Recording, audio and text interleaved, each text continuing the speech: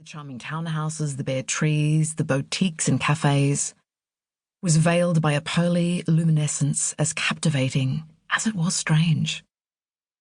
Even less familiar was the version of herself Grace spied in the glass of a shop window. As she moved backwards and forwards, her image blurred, then rippled into focus once again.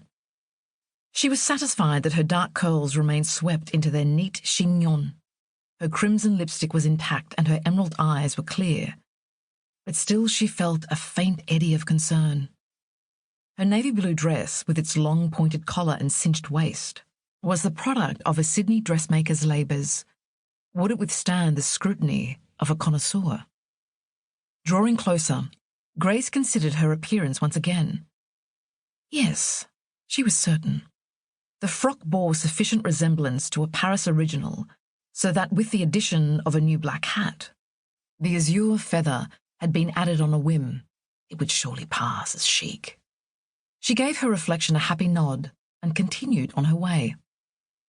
Striding along the pavement, Grace passed a restaurant with a stand outside its door displaying succulent Bellon oysters arranged on frosty beds of ice, a florist with bunches of soft pink anemones in the window, and a small art gallery exhibiting tender pastels of ballerinas.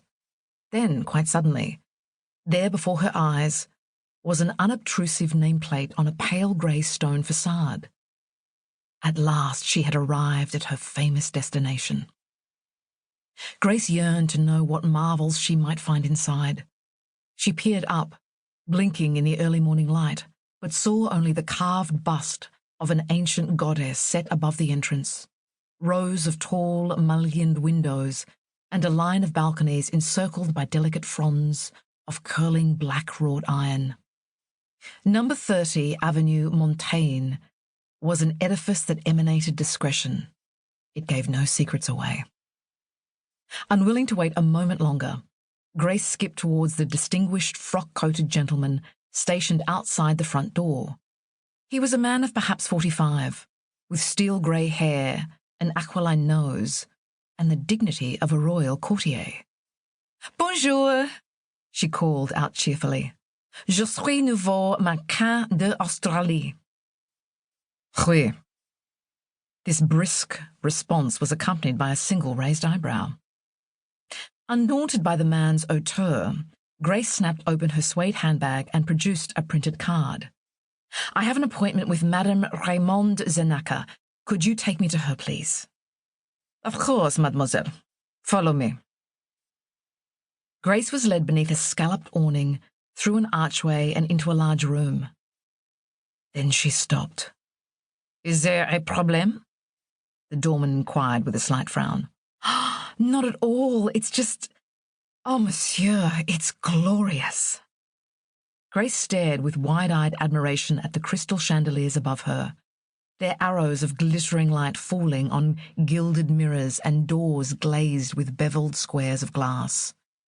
She took in the lush Kentia palms that emerged from brass urns, curtains hanging in lustrous silvery folds, and a group of white lacquer, medallion-backed Louis XVI chairs of such refined proportions, Grace concluded they had surely been designed for the exclusive accommodation of that category of woman who could only be described as soignée. Perhaps most appealing of all were the spectacular arrangements of flowers, an abundance of white roses, hyacinths, and lilies of the valley, spilled with cut crystal vases, artfully placed on marble-topped tables. The bloom's intoxicating fragrance accompanied Grace long after she had left the enchanting room behind. She stayed close to the concierge's measured footsteps as he climbed a set of winding stairs, then walked down a narrow corridor. When he reached a door painted a delicate grey, he knocked sharply with a white-gloved hand, inclined his head towards Grace, and was gone. "Entrez." It was a woman's voice, firm and, from the sound of it, belonging to someone long accustomed to accompanying a position of authority. Grace's heart skipped a beat. For the first time, her self-belief threatened to dissolve. She felt ridiculous, an impossibly foolish impostor with, what had her unhappy husband said, a head filled with nonsense?